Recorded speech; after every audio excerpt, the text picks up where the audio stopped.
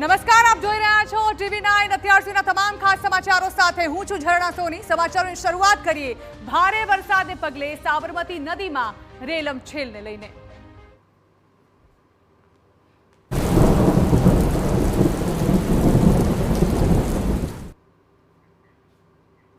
અમદાવાદના બાકરોલમાં સાબરમતીમાં ફસાયેલા શ્રમિકોનું રેસ્ક્યુ હાથ ધરાયું। રેલવે ઓવરબ્રિજનું કામ કરતા 35 શ્રમિકો ફસાયા હતા।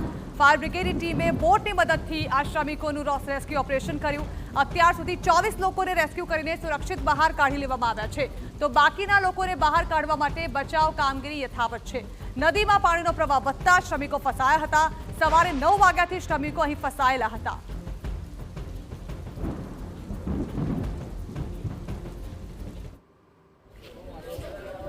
સાબરમતી નદીમાં જે પાણી છોડવામાં આવ્યું છે એના કારણે જે મુશ્કેલી ઊભી થઈ છે, સરખેજના બાકરોલ ગામ પાસેના આ દ્રશ્યો તમે જોઈ રહ્યા છો। અહીંયા જે બોટ છે, બોટ જે રેલવેના જે કામગીરી ચાલી રહી છે ઓવરબ્રિજની, એ રેલવેની કામગીરીમાં જે મજૂરો કામ કરતા હતા કોન્ટ્રાક્ટ પર, જે પરપ્રાંતીય છે, તમામ મજૂરો જે છે એ ફસાઈ ગયા, કારણ કે 51,000 ક્યુસેક જે પાણી છોડવામાં આવ્યું અને એના કારણે જે પાણીનું સ્તર વધ્યું અને એ જે કામગીરી ચાલી રહી હતી એ દરમિયાન જે તમામ મજૂરો જ્યાં હતા ત્યાં ને ત્યાં તેઓ ફસાઈ ગયા। સવારથી જ તેઓ ફસાયેલા હતા અને એમના દ્વારા જે મેસેજ મળતા ફાયર બ્રિગેડની ટીમ જે છે અહીંયા પહોંચી છે। અસલાલી, થલતેજ અને જે અન્ય ફાયર બ્રિગેડની ટીમો છે અત્યારે અહીંયા પહોંચી છે અને બે બોટ છે, બે બોટ થકી તમામ જે મજૂરો છે ફસાયેલા છે એમને રેસ્ક્યુ કરીને આ રીતે લાવવામાં આવી રહ્યા છે। આ સાબરમતી નદીનું વહેણ પણ તમે જોઈ શકો છો અને સાથે જ સાથે જે પડકાર છે, પડકાર સૌથી મોટો છે ફાયર બ્રિગેડની ટીમ સામે, કારણ કે આ જે પાણીની અંદર જે વનસ્પતિ છે, સાથે જ સાથે જે બાવળ છે, બાવળને કારણે સીધી રીતે બહાર એમને લાવવા એ ખૂબ કઠિન થઈ પડે છે અને લગભગ 1.5 કિલોમીટર જેટલું અંતર છે અને પાણીના પ્રવાહમાં એમને આ રીતે રેસ્ક્યુ કરીને બહાર લાવવામાં આવી રહ્યા છે। સાથે લોકલ એક વ્યક્તિ પણ હોવા જોઈએ, કારણ કે એમને એ બાબતનો ખ્યાલ છે કે કઈ જગ્યાએ જે ઝાડી ઝાંખરા છે નથી, તો એ પ્રકારે એ રૂટ ઉપરથી જે છે લોકોને લાવવામાં આવે, કારણ કે જે બોટ છે એ બોટ જો કોઈ જગ્યાએ ફસાય તો પછી ત્યાંથી નીકળવું પણ કઠિન થઈ પડે। એટલે આ તમામ પડકારો સાથે ફાયર બ્રિગેડની જે ટીમ છે એ અત્યારે તમામ લોકોને રેસ્ક્યુ કરીને લાવી રહી છે અને આપ દ્રશ્યો પણ જોઈ રહ્યા છો અત્યારે કે આ સ્થિતિ છે। અને જે પ્રકારે પાણીનું સ્તર વધ્યું છે એ પછી સામેની તરફ જો તમે નજર નાખશો તો સામેની તરફ તમને મજૂરો દેખાશે, જે મજૂરો અત્યારે ત્યાં ફસાયેલા છે અને લગભગ 15 થી 20 જેટલા મજૂરોને અત્યારે રેસ્ક્યુ કરી લેવામાં આવ્યા છે અને હજી પણ જે રેસ્ક્યુ કામગીરી છે એ રેસ્ક્યુ કામગીરી ચાલુ છે અને ત્યાં તમે જોઈ પણ શકો છો કે એ રૂટ ઉપર જઈને જે બોટ છે, બોટ થકી તમામ જે ફસાયેલા મજૂરો છે એમને બહાર કાઢવામાં આવી રહ્યા છે। એમને એ બાબતનો જરાય અંદાજો નહોતો કે આ જે પરિસ્થિતિ છે, પરિસ્થિતિ આટલી વિકટ બનશે। અહીંયાના જે સ્થાનિક છે એમની સાથે વાત કરવાનો પ્રયાસ કરીશું કે આ સ્થિતિ જે છે કયા પ્રકારની થઈ અને કેવી રીતે જે છે તમામ લોકોને રેસ્ક્યુ કરવામાં આવી રહ્યા છે। આપ જુઓ, આ ફરીથી આ બોટ અંદર જઈ રહી છે અને ફરીથી જે ફસાયેલા મજૂરો છે એમને લઈને એ બોટ બહાર આવશે, પરંતુ આ ખૂબ લાંબો ઘટનાક્રમ છે અને ફાયર બ્રિગેડને ખૂબ મોટી જે છે કસરત અહીંયા કરવી પડે એવી છે, પરંતુ ફાયર બ્રિગેડના જે જવાનો છે એ સતત લગાતાર આ જે રેસ્ક્યુ કામગીરી છે એ કામગીરી કરી રહ્યા છે, તમામ પડકારો વચ્ચે પણ। કેમેરામેન ઇમરાન શેખ સાથે સચિન પાટીલ, TV9 બાકરોલ, અમદાવાદ।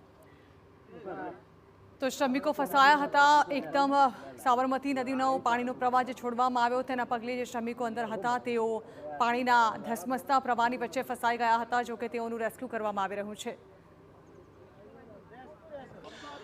સરખેજના બાકરોલમાં જે સાબરમતી નદી છે, સાબરમતી નદીમાં જ્યાં રેલવેની ઓવરબ્રિજની કામગીરી ચાલી રહી છે ત્યાં મજૂરો ફસાયા હતા। कितने लोग आप फंसे हुए थे, कब से फंसे हुए थे वहाँ? तो मतलब 12 के बजे से पूरा भर गया था पानी। हाँ, उसके बाद में यहाँ रास्ते टूट गए। टूटने के बाद में हम लोग वहाँ छिका गए, थोड़ा मच्छी मारे चल गए थे उधर। उसके बाद में टूट के आने के लिए अब सामान उमान करते करते पूरा भर गया पानी। तो वहाँ पे अंदर गाड़ी वाड़ी सब अंदर होगा? हाँ सर, गाड़ी वाड़ी भी अंदर है। मोटरसाइकिल। कैसे आप बैठे रहे, कितनी देर तक बैठे रहे, क्या परिस्थिति थी वहाँ पे? डर लग रहा था? डर नहीं, मतलब यहाँ आने का रास्ता नहीं था, पूरा पानी भर गया और टूट गया यहाँ पर रास्ते। अच्छा, हाँ, उसके बाद कितनी देर तक फंसे रहे अंदर? तो सुबह से वही तो अथी थे, वही थे अथी उधर जो साइडे में थे हम लोग। और कितना लोग हैं अंदर? 12 लोग हैं। 12 लोग और अंदर हैं, तो कैसे बैठे हुए थे, कहाँ बैठे हुए थे, बैठने की जगह थी वहाँ पे? हाँ बनाए हुए थे जो सोने के लिए, हाँ। हाँ, उसमें तो बैठे आप रहते भी वहीं हो, हाँ उसी में रहते थे। तो आपको पता ही नहीं चला पानी बढ़ रहा है? बढ़ रहा था, चक्के बढ़ गया ना साहब। हम लोग कैसा इतने देर तक वहाँ बैठे रहे, आपको फिर कैसे आपने मदद मांगी? तो नहीं, हम लोग मदद नहीं मांगते, आने नहीं सके हम। यहाँ आती दिया था ये हम लोग का ठेकेदार है, वो वहाँ कंपनी से बात किया, उसके बाद में फिर आप लोग बाहर निकले, तो अभी आपको राहत हो रहा है कि आप बाहर आ गए? राहत मिल रहा है सर। फुल તો ફાયર બ્રિગેડના જે ડિવિઝનલ ફાયર ઓફિસર છે એમની સાથે પણ વાત કરીશું. જે પરિસ્થિતિ છે એ પરિસ્થિતિ ખૂબ વિકટ પણ છે, કારણ કે ઝાડી ઝાંખરા પણ છે, બાવળ પણ છે અને એમાં રેસ્ક્યુ કરવું પડે એવી છે. કેટલી ટીમો લાગી છે અને કયા પડકારો સામે છે? જી, અમદાવાદ ફાયર બ્રિગેડ ડિપાર્ટમેન્ટના કંટ્રોલ રૂમને કોલ મળતા આપણા નજીકના જે ફાયર સ્ટેશન છે, Aslali fire station, Prahlad Nagar fire station, Thaltej fire station, આ બધા અલગ અલગ જગ્યાએથી આપણી ઇમરજન્સી રેસ્ક્યુ ઓપરેશન ટીમ આવીને રેલવેના જે વર્કર્સ છે એનું ઓલમોસ્ટ રેસ્ક્યુ ઓપરેશન સ્ટાર્ટ કરી દીધેલું છે. 80% ઓપરેશન કમ્પ્લીટ છે. હજી 10-15 લોકોનું રેસ્ક્યુ ઓપરેશન ચાલુ છે અને ઓલમોસ્ટ બને એટલા જલ્દી સમયમાં આપણે અમદાવાદ ફાયર બ્રિગેડની ટીમ રેસ્ક્યુ ઓપરેશન કરી નાખશે. રેલવેના તમામ વર્કર્સ હતા, એ લોકો કામ કરતા હતા અને પાણી છોડાયું એટલે પાણી વધી ગયેલું હતું. નજીકના ફાયર સ્ટેશને લોકોનું રેસ્ક્યુ ઓપરેશન કરી નાખ્યું છે. કોઈ અત્યારે જાનહાની નથી. અચ્છા, એક સૌથી મોટી વાત અહીંયા એ છે, અમને સમજાવો, કારણ કે આ જે ઝાડી ઝાંખરા છે ને આટલું અંતર છે, એટલે એ કેટલું કઠિન થઈ જાય છે ફાયર બ્રિગેડની ટીમ માટે કે એને રેસ્ક્યુ કરવા અને બહાર લાવવા અને બોટ પાછી એમાં લઈ જવી નહીં? જી, ખાસ કરીને આવા જે ઇમરજન્સી રેસ્ક્યુ ઓપરેશન હોય છે તે ખૂબ જ ચેલેન્જીસ હોય છે. ઝાડવા અને આ બધી વસ્તુઓ પાણીની સાથે હોય છે, એટલે આપણી જે ઇમરજન્સી રેસ્ક્યુ ઓપરેશન બોટ છે અને ટ્રેન્ડ સ્વિમર છે આપણા અમદાવાદ ફાયર બ્રિગેડના, એ લોકો રેસ્ક્યુ ઓપરેશન બહુ સારી રીતે જાણકાર છે એ લોકો, અને એ લોકો ટ્રેન્ડ હોય છે અને તમામ લોકોનો ઓલમોસ્ટ 80% રેસ્ક્યુ ઓપરેશન કમ્પ્લીટ છે. તો આપ જોઈ શકો છો કે પરિસ્થિતિ જે છે એ કઈ હદે ફાયર બ્રિગેડ માટે ચેલેન્જિંગ હતી અને અત્યાર સુધી આપણે કેટલા લોકો રેસ્ક્યુ થઈ ચૂક્યા છે અત્યારે અને શું લિસ્ટ છે અને અત્યારે પરિસ્થિતિ જ્યાં ટીમ ત્યાં પહોંચે છે તો એ ટીમમાં કેવો રિસ્પોન્સ મળે છે ત્યાંથી જે મજૂરો પણ છે એમનો? અત્યારે અમે લગભગ 24 જેવા માણસો બચાવી લીધા છે, 24 જેવા, અને અત્યારે લગભગ 12 માણસો ત્યાં ફસાયેલા છે. અત્યારે અમારી બોટ કામગીરી ચાલુ જ છે અત્યારે.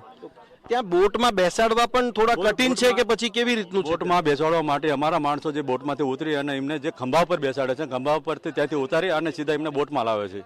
એ કામગીરી અમારી ગળા સમાણ સુધી પાણી છે ત્યાં કને અને એમાં લાવે છે. એટલે ટ્રેન સ્વિમર છે એના કારણે આ થોડું સરળ તો બી બન્યું છે. અચ્છા, यहाँ आइए, क्या नाम है आपका? वीरेंद्र शर्मा। वीरेंद्र, क्या परिस्थिति वहाँ पर है, कैसे आपको बोट में बैठाया जा रहा है, पानी का स्तर भी ज्यादा है, किस तरीके से आप बाहर आए या उनको आपको बोट में बैठाया जा रहा है, उठा के ला रहे हैं आपको और बैठा रहे हैं, ऐसा है? नहीं, मतलब थोड़ा सा जा रहे हैं बोट वहाँ पे, तो हम लोग मतलब वहाँ पे गेट था, वहीं से मतलब निकल के बैठ रहे हैं हम लोग. अच्छा, सबसे बड़ी बात तो ये है कि इतनी देर तक पानी में रहना, पानी का स्तर अगर और ज्यादा बढ़ता तो कैसे आप सरवाइव करते? डर भी लग रहा होगा? जी सर, लग रहा था डर, तो और मतलब ये गया बोट, तो और मतलब सर लोग कॉल किया तो और आया तो आपने आपके ठेकेदार को फोन किया होगा? जी. तो वहां से मदद मिली आपको? आपने फोन कहीं पे मिलाया था?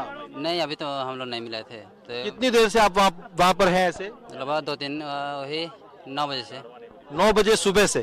તો આપ જુઓ છો કે આ જે તમામ પરપ્રાંતીય અહીંયા જે મજૂરો છે એ મજૂરો અહીંયા ફસાયેલા હતા. સવારે 9 વાગ્યાથી પાણીનું જળસ્તર વધી રહ્યું હતું અને તેઓ પ્રયત્ન કરી રહ્યા હતા કે કોઈકને સંપર્ક થાય અને કોઈક રીતે તેઓ બહાર નીકળે અને એ પ્રયાસ કરવામાં આવ્યો. ફાયર બ્રિગેડની ટીમને આ બાબતની જાણ એમના કોન્ટ્રાક્ટર દ્વારા કરવામાં આવી અને ત્યારબાદ રેસ્ક્યુની કામગીરી શરૂ થઈ અને હવે પરિસ્થિતિ એવી છે કે 80% કામગીરી પૂર્ણ થઈ ચૂકી છે અને હવે જે બીજા 12 જેટલા મજૂરો ફસાયેલા છે એમને બહાર કાઢવાની કામગીરી ચાલુ છે.